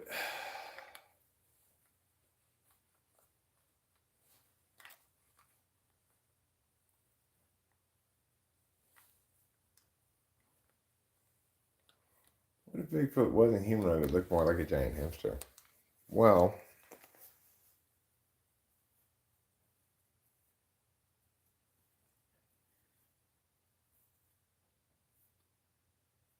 he'd be less able to hide behind trees.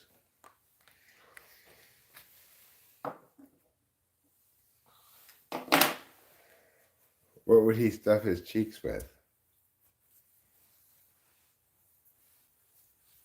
Entire deers?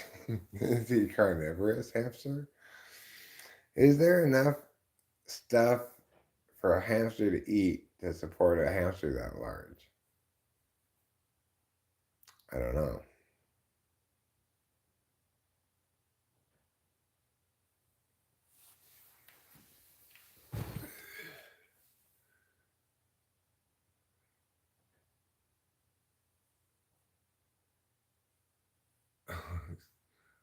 I think she doesn't think about it at all, or if she does, thinks very negatively of me. You know, she's broken. She views the thing as, I'm sure, yet another time a man broke her trust.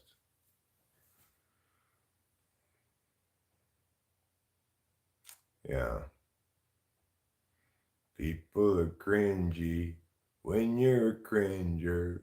When you see cringe stuff, it makes you cringe. When you cringe, people are being so cringe. When you cringe. Did that make you cringe? It might have. Women seem wicked when you're unwanted. Is it ever okay to leave a relationship because you're unhappy outside of obligations? Yeah. You should always leave a relationship if you're unhappy with the relationship in the relationship. You might be unhappy for reasons not related to the relationship, in which case you should not leave, you know? Like, obviously, when your dog dies, you're unhappy. It doesn't mean you should get divorced. So, you know, keep that in mind, money. That's an important factor to consider.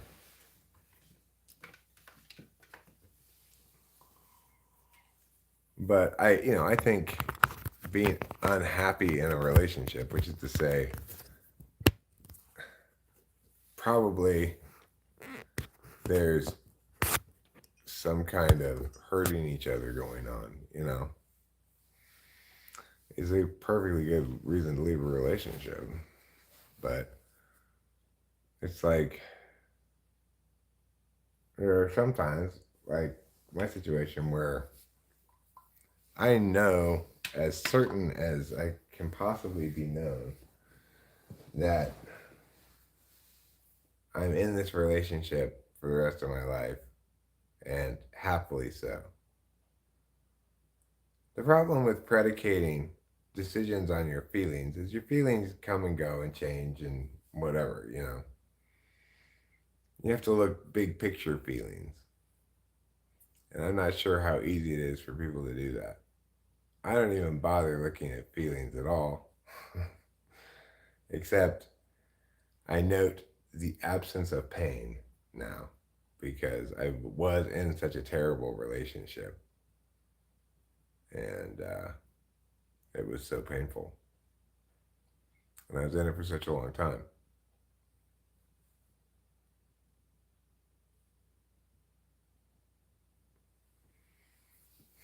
Can, can you please be 20% more evil?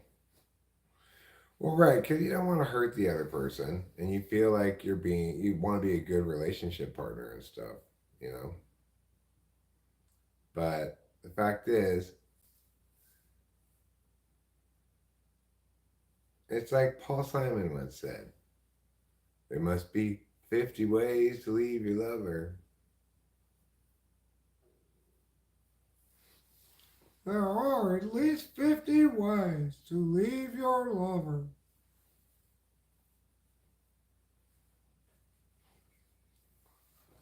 I'm Hattie Sphinctermouth. Welcome to Talking with Famous People.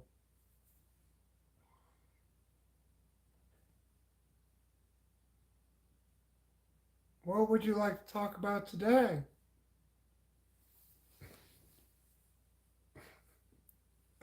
Hattie Sphinctermouth he's pretty cool. I like him. Thanks. I think you're cool too. Well, thanks, Hattie Sphinctermouth.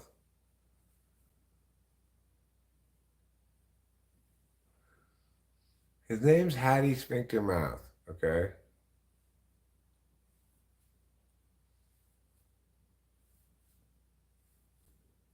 I had a fun poem about Jean Cotty yesterday. I don't remember what it was. You don't remember anything. I remember some things. Hattie Sphinctermouth, don't talk shit. Well, my mouth is a sphincter. Okay, you got a point. I guess what else would you talk? And thus ends the adventures of Hattie Sphinctermouth.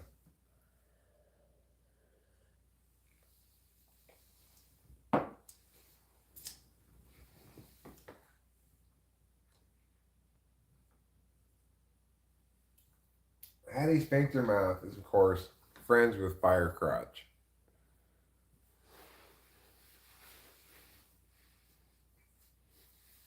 I think Firecrotch is hot.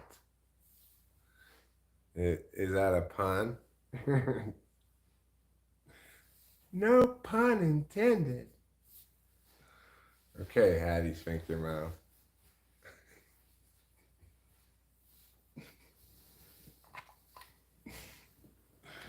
Oh, Eric, why are you so silly?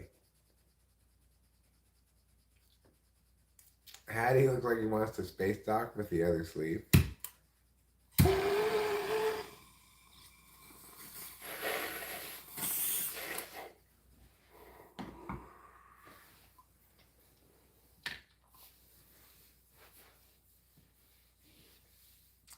I have no idea what you are talking about. Space dog? Please. I just want to spend time with my loved ones. How do you know when something's wrong with you? If Eric says, all right, fuck off, you're totally toxic, I can't deal with you anymore, then you know there's something wrong with you. Now, granted, that's not a test that everybody can apply that easily. Okay? That boy Klaus, it's time. Now, I know it's a little premature, probably, okay, because the Monday night game featuring Jalen Hurts hasn't happened yet. But Brock Purdy had a record, like a perfect quarterback rating yesterday. And you told us to put in Jalen Hurts. Brock Purdy had a good game. Are you or have you ever been mentally ill? I have not been mentally ill. Well, I mean, for moments here and there, maybe. But no. But I don't think that's a meaningful question because Rachel has a mental illness and it's totally in remission and she's not mentally ill at all. So I don't think that question is very meaningful. But my mental wellness is good. I have to drink my shame smoothie for my fantasy football advice. Well, it's a little too early for that Death Boy class because Jalen Hurts her actual quarterback has not played yet. Additionally, she's already got the game won. No problem. There's no way she's going to lose the game no matter what happens tonight. So it's not a big deal. But Brock Purdy did get yesterday for Rachel on the bench. Got 26.72 fantasy points. So that's pretty good. Jalen Hurts is projected at 21.5.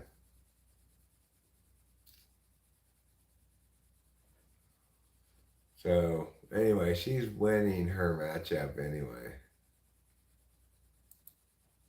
by a pretty large margin. I am taking it to the first place team in my fantasy football league. He's 9-1 in first place. This week I have 137 points. He's got 116. He's got one yet to play. And it's his second string running back who's projected at 12 points. To beat me, his running back would have to get 21 points. If Isaiah Pacheco has a huge game tonight, I might lose. But hopefully he doesn't. The thing is, the reason I got 137 points, Justin Herbert got 25.7 points in a loss. Zach Charbonnet, you remember him? He got 12.9 points as my backup running back. Pretty good. And then Tyreek Hill, 30 points. Brandon Ayuk, 26.6 points.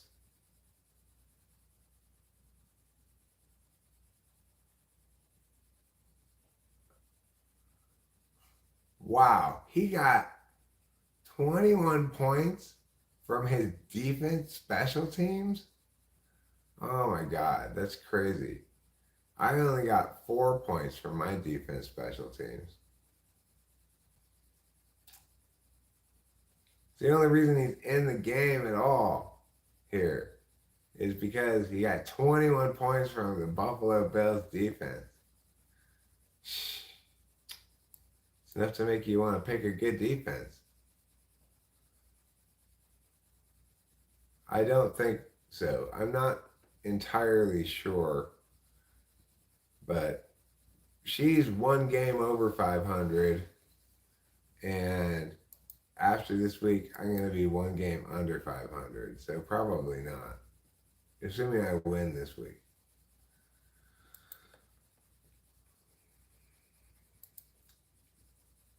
But, my best thing that I did in all of fantasy football was get Tyreek Hill. Tyreek Hill has gotten me so many of my fantasy points this year. He is a really good wide receiver to have on your fantasy football team.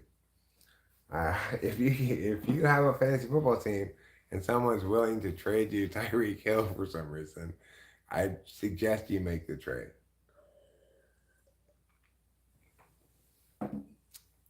Tyreek Hill, he's almost every game going over projection, and they're projecting him high every game. I would say that Tyreek Hill is my fantasy boy with an I at the end. Thanks, that boy class. Thanks, appreciate it. Do you think that Taylor Swift's boyfriend's fantasy football ratings have been affected by their relationship? Well, Rachel and I were actually talking about this the other day in the car. I was saying, it's a lot easier. It's a lot more. It's a lot more low stakes for Travis Kelsey to go to a Taylor Swift concert than it is for Taylor Swift to go to a Chiefs game, because the uh, the Chiefs, um, if Travis Kelsey has a bad game, people are gonna say he was distracted by Taylor Swift, right? But Rachel pointed out, I think he tries extra hard even. And I was like, yeah, I kind of get that feeling too. But still, it's more high stakes because if Taylor Swift puts on a mediocre performance, no one's going to say it's uh, because Travis Kelsey was there. You know, it's probably unlikely that anybody who walks away from a Taylor Swift concert is going to say that was mediocre, because they wanted to go to a Taylor Swift concert in the first place, and she probably just gave them what they expected, and so they probably went away happy. And I remember that boy Klaus. I would not have come up with it myself, but since you mentioned it, I do recall that Tony Romo got, you know, finger wagged because he wasn't taking his time before a game seriously enough, because he was vacationing. I did not know that he was having sex with Jessica Simpson in Cancun. Well, at the time,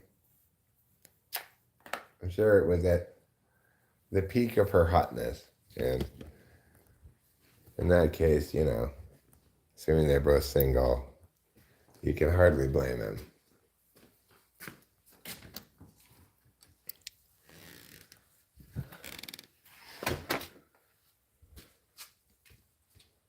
Well, the neighbors are burning again.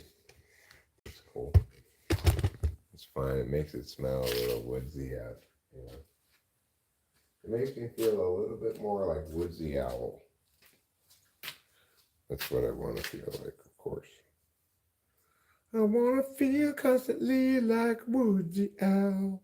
Constantly like Woodsy Owl.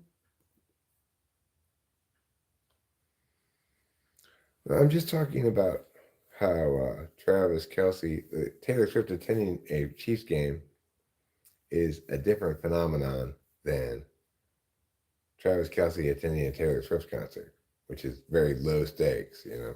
Because football is zero sum.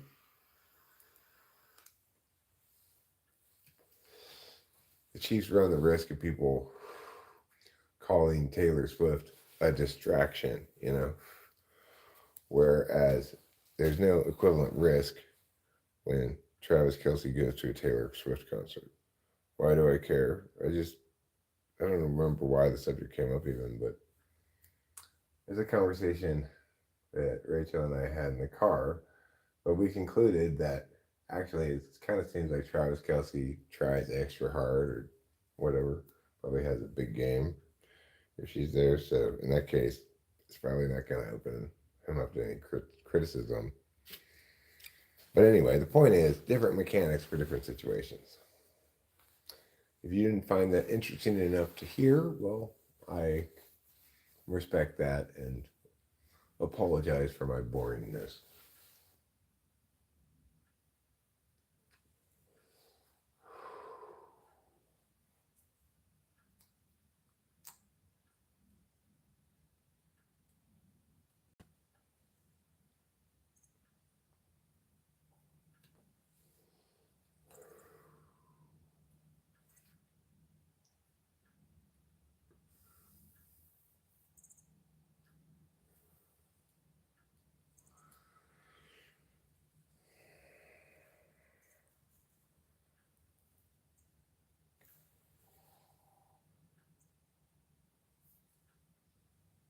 Well, I have my glasses with me.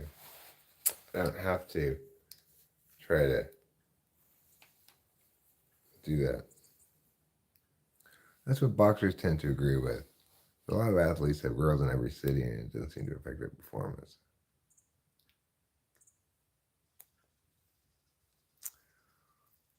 Well,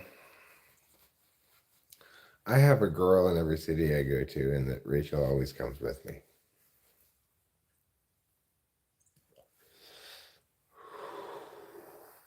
I don't think it has any impact on athletic performance at all. I think it's ridiculous.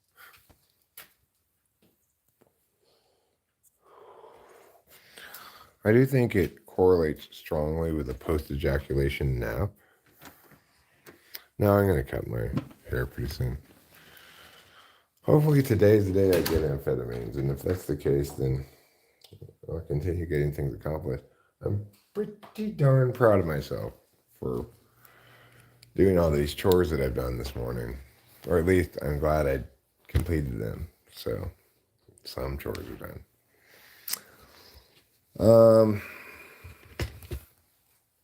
It's 7:12. I think I'm gonna take a streaming break. If in fact I do get amphetamines today, then you pretty assuredly can assume I will be live streaming again in not too long. So goodbye for now. Thank you very much for being here. I love you all. There's nothing wrong with you. Don't forget to eat plenty of cheese.